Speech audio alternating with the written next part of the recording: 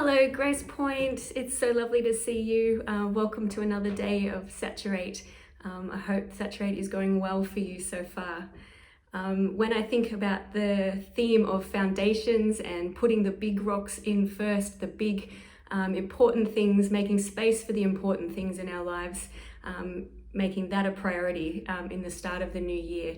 One of the things that I was thinking about was the concept of time being one of those big rocks that we want to put in first as a priority. Now, as a teenager growing up in the late 90s, early 2000s, in church, there was a lot of talk about the very important quiet time. And if you were doing your quiet time daily, then you were a very spiritual person. If you did not make time daily to have a quiet time, then you probably weren't that serious about your faith. And so as a teenager, I really developed this thing of like, oh, got to do my quiet time, got to do my quiet time.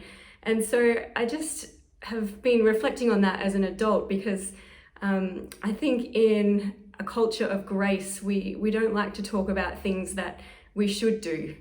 When we think about the kingdom, we think about life in the kingdom, we think about the freedom that we have in Christ to commune with his spirit, to follow his voice.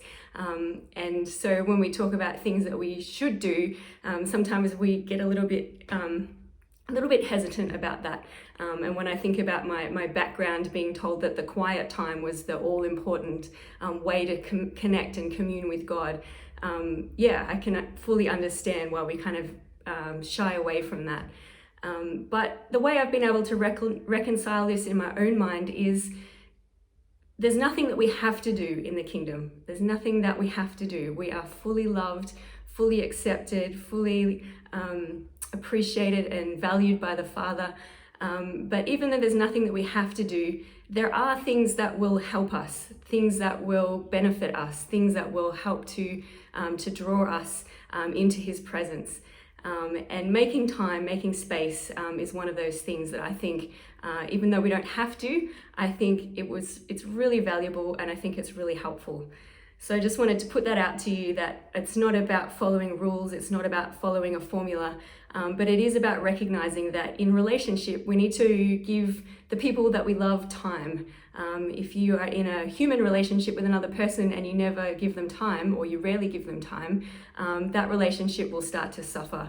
And I think with God, he's so faithful, so patient. He never draws away from us, but he does invite us to give him time. So I just wanted to share a quick story to finish up. When I was at ministry school in California, I was really kind of struggling with this kind of inner guilt thing of like, as a ministry school student, I should be like reading the Bible every day, I should be praying, I should be doing all these things. And they are good things, they are very good things, but I was starting to get, kind of a sense of guilt over my inability to do it consistently.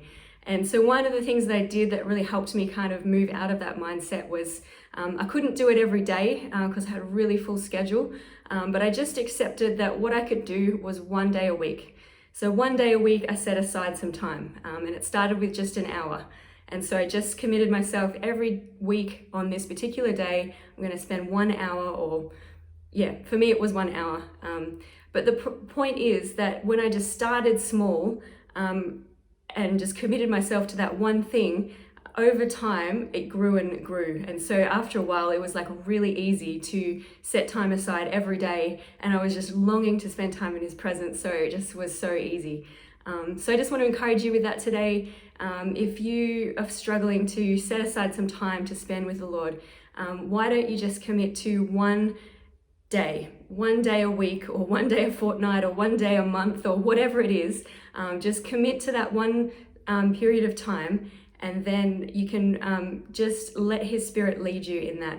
And I'm sure that you will find over time that your heart will grow in connection and in tenderness toward him, and over time you will want to do more. But just don't buy into the guilt. That's a lie.